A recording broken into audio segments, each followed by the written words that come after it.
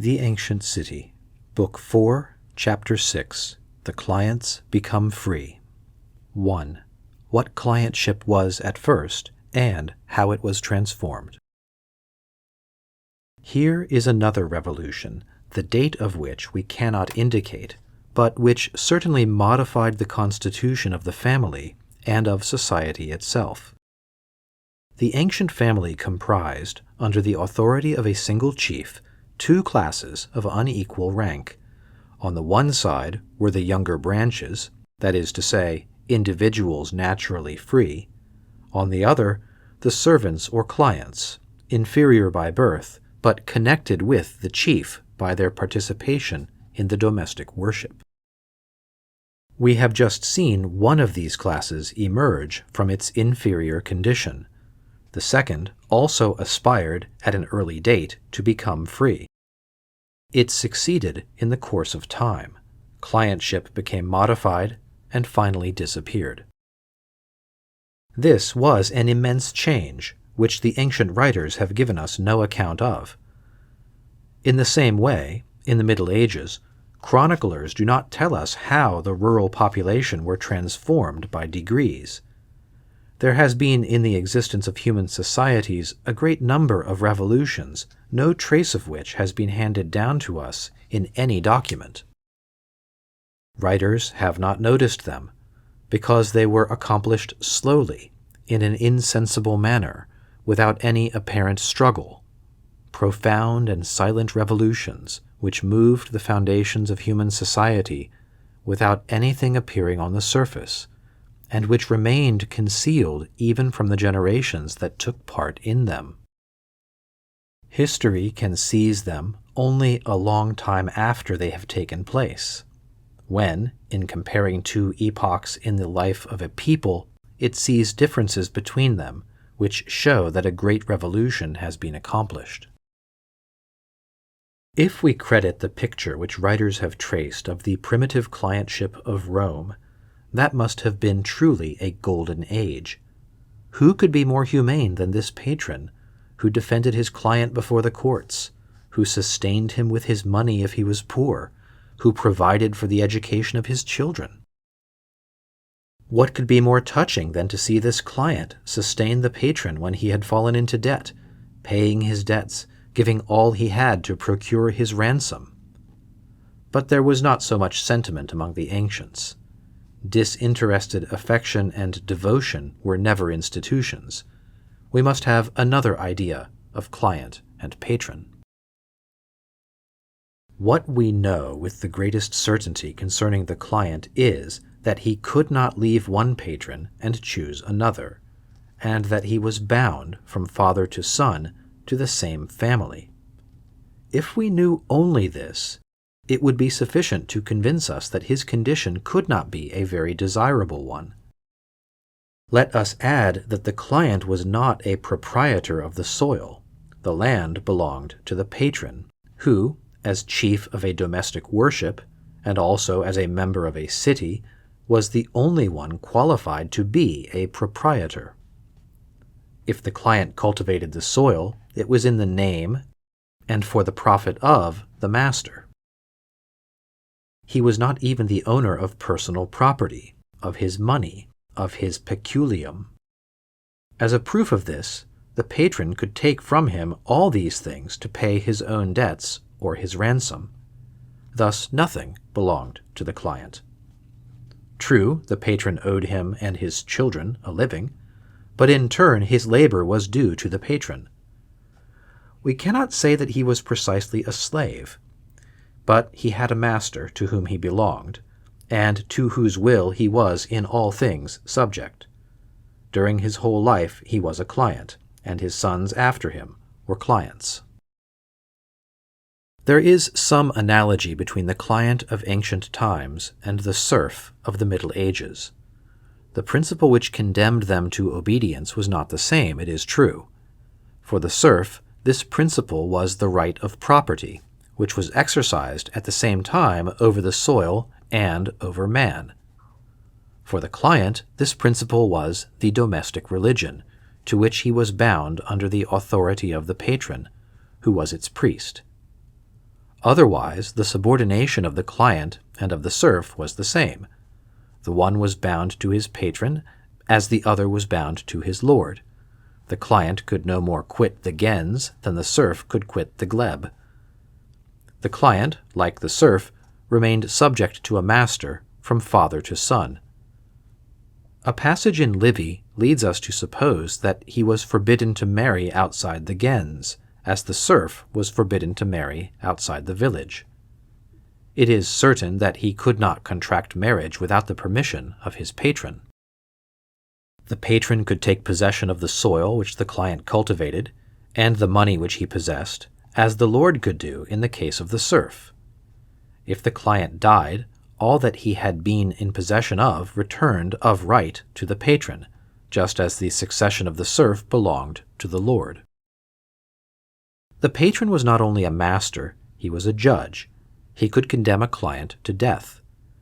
He was, moreover, a religious chief. The client bent under this authority, at the same time material and moral, which held both body and soul. His religion, it is true, imposed duties upon the patron, but they were duties of which he alone was the judge, and for which there was no sanction. The client saw nothing that protected him. He was not of himself a citizen. If he wished to appear before the tribunal of the city, his patron might conduct him there and speak for him. Did he ask the protection of the laws? He did not know the sacred formulas, and if he knew them, the first law for him was never to testify or to speak against his patron. Without the patron there was no justice. Against the patron there was no recourse. The client did not exist at Rome only. He was found among the Sabines and the Etruscans, making a part of the manus of every chief. He existed in the ancient Hellenic gens as well as in that of Italy. We must not look for him in the Dorian cities, it is true, where the rule of the gens disappeared at an early date, and where the conquered peoples were bound not to a master, but to a lot of land. We find a similar class at Athens, and in the Ionian and Aeolian cities under the name of Thetes, or Peletae. So long as the aristocratic government lasted, these Thetes did not make a part of the city. Shut up in families, which they could not leave, they were in the power of the Eupatrids, who had the same character and the same authority as the Roman patrons.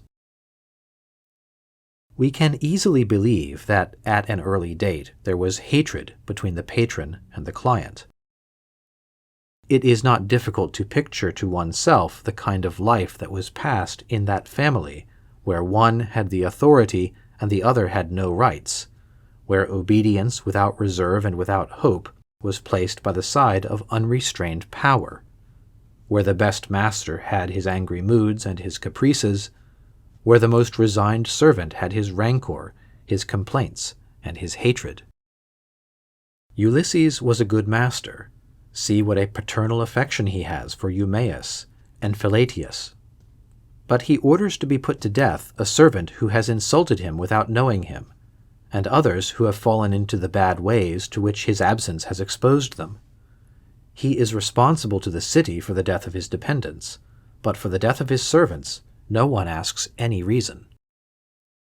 In the state of isolation in which the family had long lived, clientship sprang up and maintained itself. The domestic religion was then all-powerful over the soul. The man who was its priest by hereditary right appeared to the inferior classes as a sacred being. More than a man, he was an intercessor between man and God. From his mouth went forth the powerful prayer, the irresistible formula, which brought down the favor or the anger of the divinity. Before such a power he felt compelled to bow. Obedience was commanded both by faith and by religion. And besides, what temptation could the client have to free himself? He saw no horizon beyond this family to which everything belonged. In it alone he found life calm and subsistence assured. In it alone, although he had a master, he also had a protector. In it alone, in fine, he found an altar which he could approach, and gods whom he was permitted to invoke. To quit this family was to place himself outside all social organization and all law. It was to lose his gods and to renounce the right of prayer.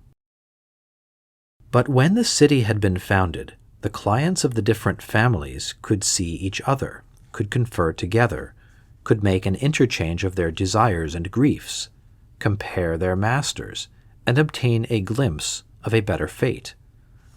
Then their view began to extend beyond the limits of the family. They saw that beyond their circle there existed society, rules, laws, altars, temples, and gods. To quit the family was no longer, therefore, for them, an evil without a remedy. The temptation became every day stronger. Clientship seemed to them a burden every day heavier, and they ceased to believe that the master's authority was legitimate and sacred. Then sprang up in the hearts of these men an ardent desire to be free. True, we do not find in the history of any city mention made of a general insurrection among this class. If there were armed struggles, they were shut up and concealed within the circle of each family. For more than one generation there were, on one side, energetic efforts for independence, and implacable repression on the other. There took place in each house a long and dramatic series of events which it is impossible today to retrace. All that we can say is that the efforts of the lower classes were not without results. An invincible necessity obliged the masters, little by little, to relinquish some of their omnipotence. When authority ceases to appear just to the subjects, time must still elapse before it will cease to appear so to the masters. But this happens after a while, and then the master, who no longer believes in the justice of his authority, defends it badly, or ends by renouncing it. Besides, this inferior class was useful. By cultivating the earth, it accumulated the riches of the master, and by carrying arms, it constituted his strength in the midst of family rivalries. It was therefore wise to satisfy these men, and interest united with humanity to recommend concessions. It appears certain that the condition of clients improved by degrees. At first they lived in the master's house, cultivating the common domain together. Later, a separate lot of land was assigned to each. The client must already have found himself happier. He still worked for his master's profit, it is true. The field was not his. He rather belonged to that. Still, he cultivated it for a long succession of years, and he loved it. There grew up between it and him not that bond which the religion of property had created between it and the master, but another bond, that which labor and suffering even can form between the man who gives his care and the earth which gives its fruits. Later came new progress. He no longer worked for the master but for himself. On condition of an annual rent, which at first was perhaps variable, but which afterwards became fixed, he had the benefit of the harvest. He thus found some recompense for his labor, and his life was at the same time freer and more independent. The chiefs of families, says one of the ancients, assigned portions of land to their inferiors, as if they had been their own children. So too we read in the Odyssey, "A kind master gives his servant a house and a field," and Eumaeus adds, "a desired wife," because the client could not yet marry without the consent of the master, and it was his master who chose his companion for him. But this field, where thenceforward his life was passed, where he found all his labor and all his enjoyment, was not yet his property. For this client did not possess that sacred character which enabled him to hold property. The lot that he occupied continued to be bounded by the sacred landmarks, the god Terminus, whom the family of the master had formerly placed there. These inviolable bounds attested that the field, attached to the family of the master by a sacred tie, could never become the absolute property of a freed client. In Italy, the field and the house which the villicus, the client of the patron, occupied contained a sacred fire, a lar familiaris, but this fire did not belong to the cultivator. It was the master's fire. This established at the same time the right of property in the patron and the religious subordination of the client, who, so long as he belonged to the patron, still followed the patron's worship. The client, as soon as he came into possession of property, suffered from not being the proprietor, and aspired to become such. It became his ambition to remove from this field, which seemed to be his by right of labor, those sacred bounds which made it forever the property of the former master. We see clearly that in Greece the clients attained their object, but we do not know by what means. How much time and how many efforts were required for this, we can only guess. Possibly the same series of social changes took place in antiquity, which Europe saw in the Middle Ages, when the slaves in the country became serfs of the glebe, when the latter, from serfs, taxable at will, were changed to serfs with a fixed rent, and when finally they were transformed, in the course of time, into peasant proprietors.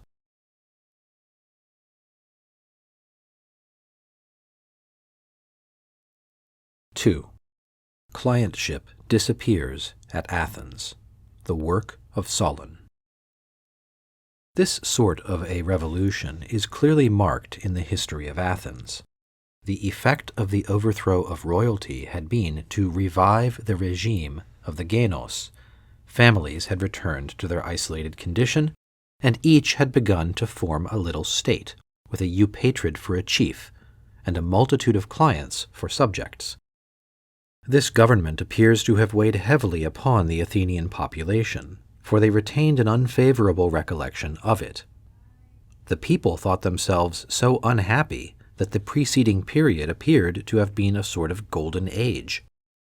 They regretted their kings, and began to imagine that under the monarchy they had been happy and free, that they had then enjoyed equality, and that it was only since the fall of the kings that inequality and suffering had commenced.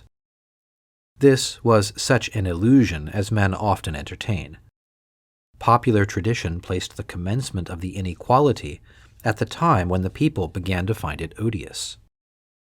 This clientship, this sort of slavery, which was as old as the constitution of the family, they dated from the time when men had first felt its weight and understood its injustice. It is very certain, however, that it was not in the 7th century that the Eupatrids established the hard laws of clientship. They did no more than to preserve them. In this alone was their injustice. They maintained these laws beyond the time when men accepted them without complaint, and maintained them against the will of the people. The Eupatrids of this epoch were perhaps easier masters than their ancestors had been, and yet they were more heartily detested. It appears that even under the rule of this aristocracy, the condition of the lower class was improved, for certainly at that time it obtained possession of lots of land on the single condition of paying a rent, which was fixed at 1/6 of the harvest. These men were thus almost emancipated. Having a home and living no longer under the master's eye, they breathed more freely and labored for their own profit. But such is human nature that these men, as their condition improved, felt more keenly the inequality that remained.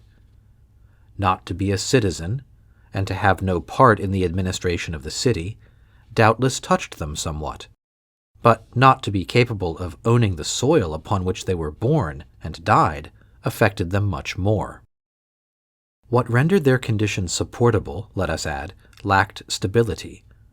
For though they were really in possession of the soil, no formal law assured them either this possession or the independence that flowed from it. We see in Plutarch that the former patron could renew his claim upon his former servant. If the annual rent was not paid, or for any other cause, these men relapsed into a sort of slavery. Grave questions were agitated in Attica, therefore, during a series of 4 or 5 generations. It was hardly possible that men of the lower class could remain in this unstable and anomalous position towards which an insensible progress had conducted them. One of 2 things was sure to follow. Either, losing this position, they must relapse into the bonds of an onerous clientship, or, completely freed by a still farther progress, they must rise to the rank of landed proprietors and free men.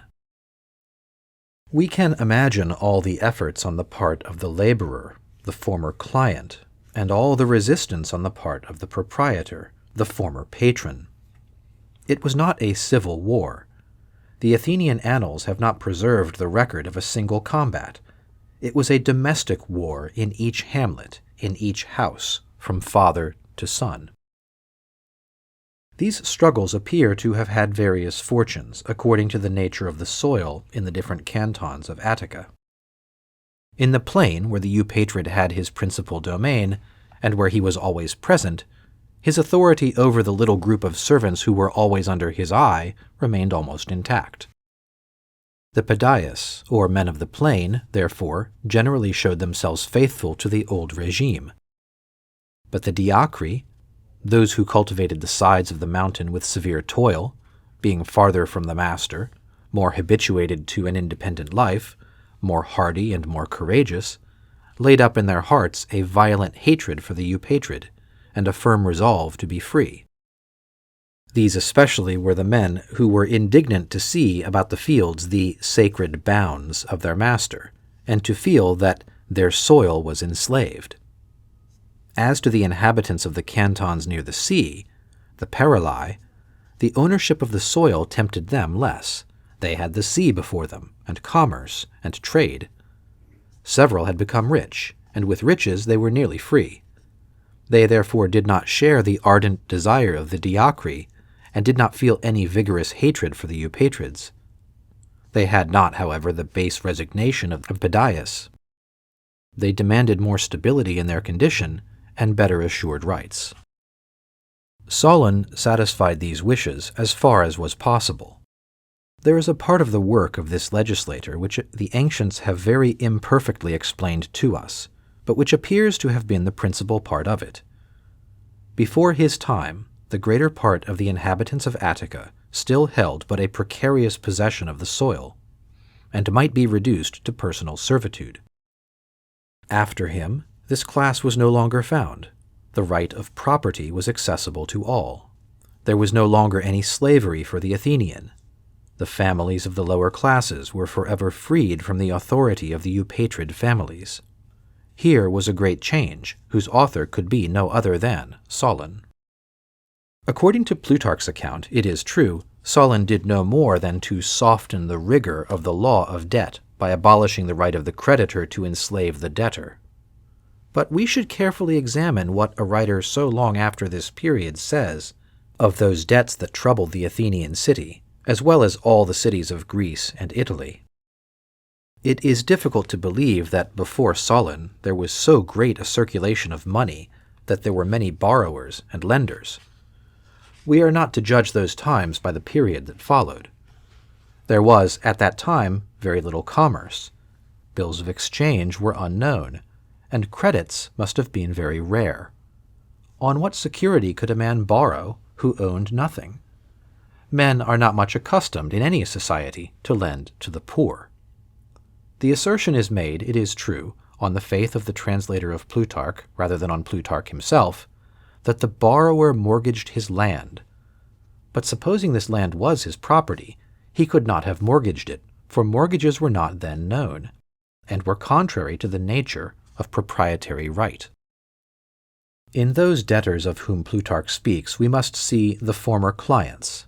In their debts, the annual rent which they were to pay to their former masters, and in the slavery into which they fell if they failed to pay, the former clientship, to which they were again reduced.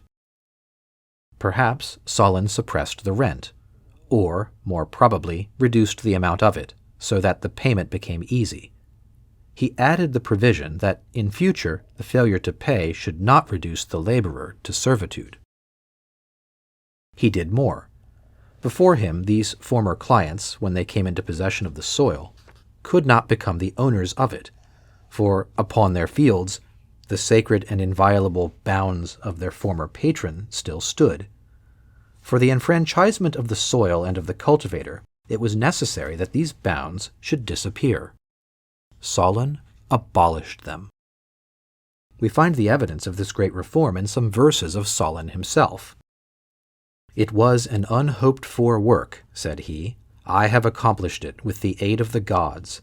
I call to witness the goddess Mother, the black earth, whose landmarks I have in many places torn up, the earth which was enslaved and is now free." In doing this, Solon had accomplished a considerable revolution. He had put aside the ancient religion of property, which, in the name of the immovable god Terminus, retained the land in a small number of hands. He had wrested the earth from religion and given it to labor. He had suppressed, with the Eupatrids' authority over the soil, his authority over man, and he could say in his verses, "Those who in this land suffered cruel servitude and trembled before a master, I have made free." It is probable that this enfranchisement is what the contemporaries of Solon called sysathia, shaking off the burdens. Later generations, who, once habituated to liberty, would not, or could not, believe that their forefathers had been serfs, explained this word as if it merely marked an abolition of debts. But there is an energy in it which reveals a greater revolution. Let us add here the sentence of Aristotle, which, without entering into an account of Solon's labors, simply says, "He put an end to the slavery of the people."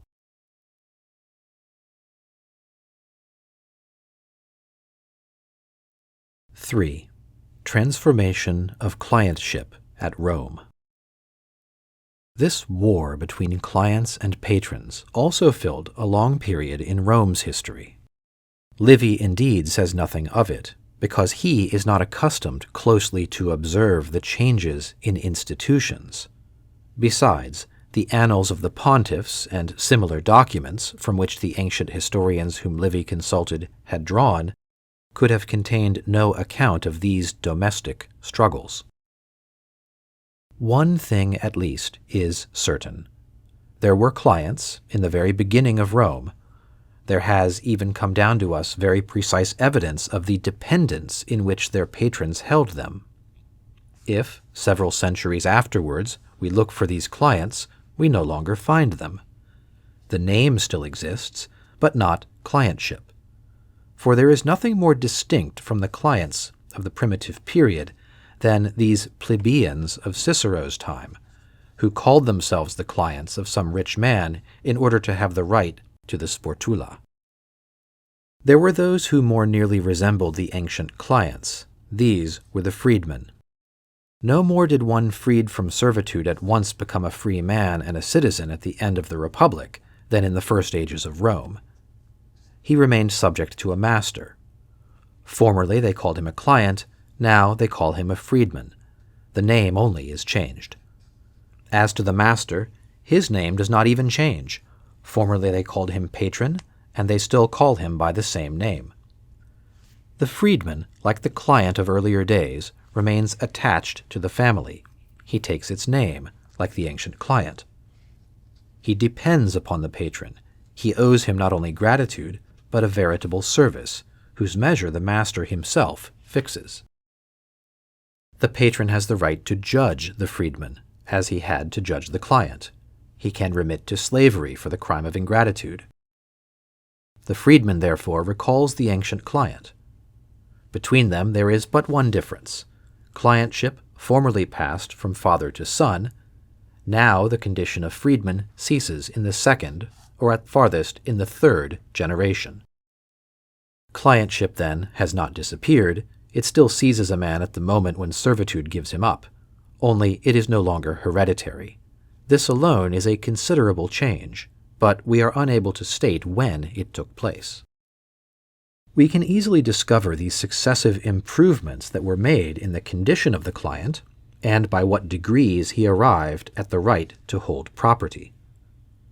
At first, the chief of the gens assigned him a lot of land to cultivate.